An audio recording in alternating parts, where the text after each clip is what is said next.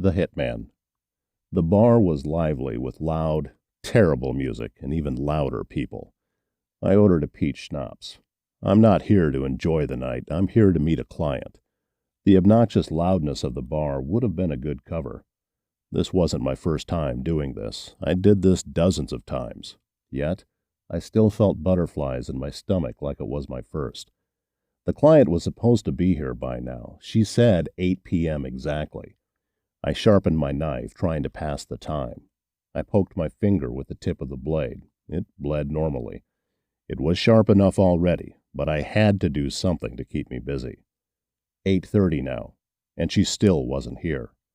I was starting to think that this was a damn trap. How could I be so careless? I was about to go upstairs when a middle-aged woman approached me and sat down at my table. She was wearing a tracksuit, even though she looked like she hadn't stepped on a track before. She had red hair and black-rimmed glasses. "Sorry I'm late. I couldn't find the place on my GPS," she said with a slight chuckle. "Just get to the point, please. I'm a very busy man," I said, sipping my drink. "I'm told you know how to make a problem go away, Mr.—" She paused. "Just call me Bertie." "What's the job?" I asked. "Well, Bertie, there's someone in my neighborhood that is harassing my kids. They're always following them to and from school, and they even tried to lure my kids into their car," the woman explained. "Seems like a real scumbag. What else?" I asked. "There is one thing you should know. He's not exactly human," she said. "You do know who you're talking to, right?" I asked, looking down at my chest. "Well, that's the thing. He's not like you or me. He's different," she said. "Is he armed? Does he have dogs?" I asked, taking notes in my notebook. "Not that I know of. Just please help me out," she pleaded. "You know my price," I replied. The woman gave me $5,000 in cash underneath the table. Upon completion, I'll get the other $5,000. The woman wrote the address on a napkin and stood up. "Call me when you're done." "You better have the rest of my money, but I will get it done," I replied. I put my knife back in my pocket and left the bar. I walked to the back of the bar and up the old wooden stairs. I rented an apartment above the bar. The rent is decent. Not that money was an issue. In this business, I always had work to do. Usually, my main clients were suburbanites who catch their spouses cheating and they want me to get rid of them. They pay up front and pay the rest when I get back. They always pay. They know what happens if they don't. Not that I'm a violent person. I just do the job no other wants to do. I unlocked the door and walked inside. My place is comfortable despite being above a dive bar. I walked into my kitchen and made a turkey sandwich. Ironic, I know. I checked the address on my phone. It was a trailer home in the boonies. I looked around to look for landmarks. The only thing I found was an abandoned church in the background, St. Gabriel's Flock. I knew where the place was, but it was in a trailer park. I probably wouldn't be noticed. Most of the people there are too high to notice anything. I didn't eat my crust because my parakeet Winston likes eating them. I walked over to him and slipped the crust through the bars of his cage. Winston ate the whole thing. I scratched his head with my finger. Winston is my connection to my natural side. At first, I thought of me owning a bird would have been the ultimate irony, but Winston was the only one that caught my eye. This might sound stupid, but Winston reminds me of me in a way, alone in a big, big world. I walked to my room and unlocked the closet door. Inside the room were my tools of the trade. For this one, I needed my old reliable, a Glock 19. I made sure it was loaded and stuck it in my waistband. I thought about bringing in some extra firepower. By extra firepower, I'm referring to my vintage MP40 I bought at a garage sale. I didn't think I'd need it. It's just one guy, right? I also grabbed a small switchblade and stuck in my ankle area in case I was in hand-to-hand combat. I put on a plain gray sweater, faded blue jeans, a pair of dirty boots, and a plague doctor mask. The plague doctor mask was the only one that fit. Before I left, I said goodbye to Winston. I left my house and walked downstairs to my car and drove off. While I was driving, I felt like something was off. Maybe I'm just paranoid, but I feel like something is wrong. The possibility of this being a trap didn't leave my mind, but it wasn't that. I can't explain the feeling, but it kind of felt like dread. I don't know. Maybe from doing this for a while has made me a little jumpy. The further I drove, the more run down the town became. The toxic stench of cat piss stung my nose. I heard that if someone smells like cat urine, they either have cats or smoke meth. I don't see any cats around here. At last, I saw the abandoned St. Gabriel's Flock Church, which meant I was getting close. I turned left down a dirt road. The stench grew stronger down the road. I approached the gates of Hillbilly Town, South Bend Park. There wasn't a gate or any front security. It almost seemed like they didn't want anyone to stay here. I drove inside and parked in front of the target's trailer. It was surprisingly in good condition, while the other trailers are a strong gust away from falling apart. There was an ice cream van in the front, probably how this sicko gets his prey. I made sure my pistol was loaded for the last time and left my car. When I opened the door, I stepped on a broken baby doll.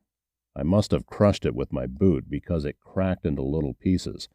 The doll smelled and looked strange, but I didn't have time to investigate. I approached the front of the trailer. More of those dolls lay around. One was propped up in a patio chair like it was sitting. It was creepy, but I paid no attention to it. I tried opening the front door, but it was locked. I overturned the welcome mat, hoping to find a spare key, but there was nothing. I walked to the back. More of those dolls were there. It seemed like they were following me around the trailer. The back door was boarded up by crates of garbage. I was starting to get frustrated.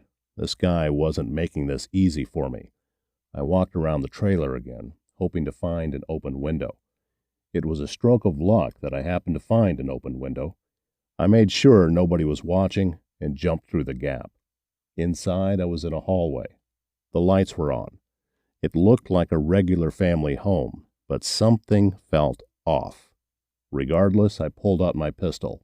Time to work. I entered the first room to my right, the bathroom. The smell immediately got me. It was awful, and that's an understatement. Without a hint of hyperbole, the room smelt like death.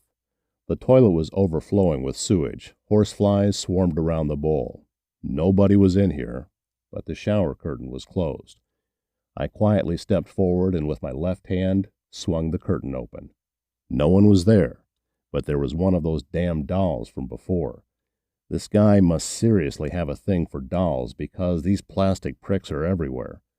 The bathroom was clear, but I still have the rest of the house to comb through. I entered the next room, some kind of bedroom. It was dark, so I turned the lights on. What I saw made my stomach churn. On the walls and the window were missing children's articles that had been cut from newspapers. There were so many, at least 50 articles. I couldn't believe what I saw. This felt like a dream.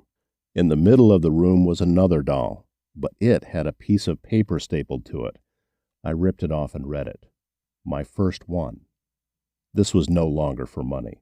I was going to do the world a favor removing this piece of trash. I left the room and swung open the other door to my right. To my surprise, a mountain of dolls fell on top of me, knocking me to the ground. I got up quickly and retrieved my pistol. I was mad at this point.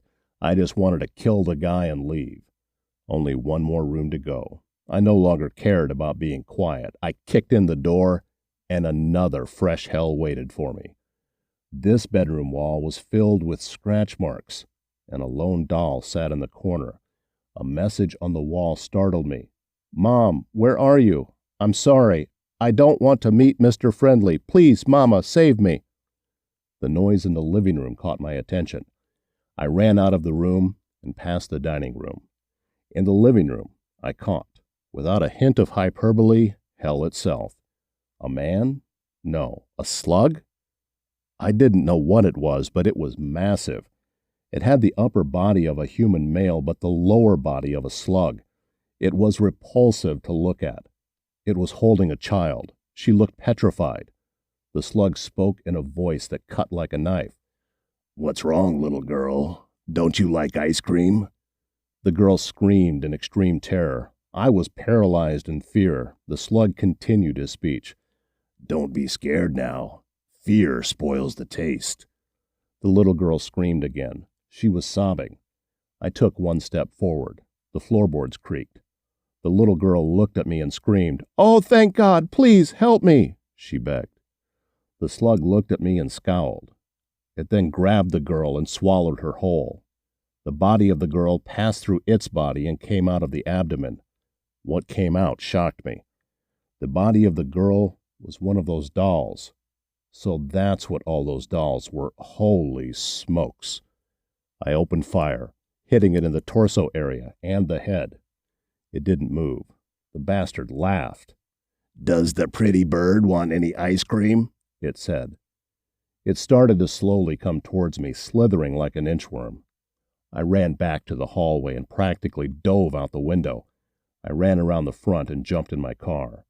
The slug struggled to get its fat, bloated body out the front door as I drove off. I didn't stop driving until I got back to my house. I practically threw the front door open to get inside. I was hyperventilating like crazy.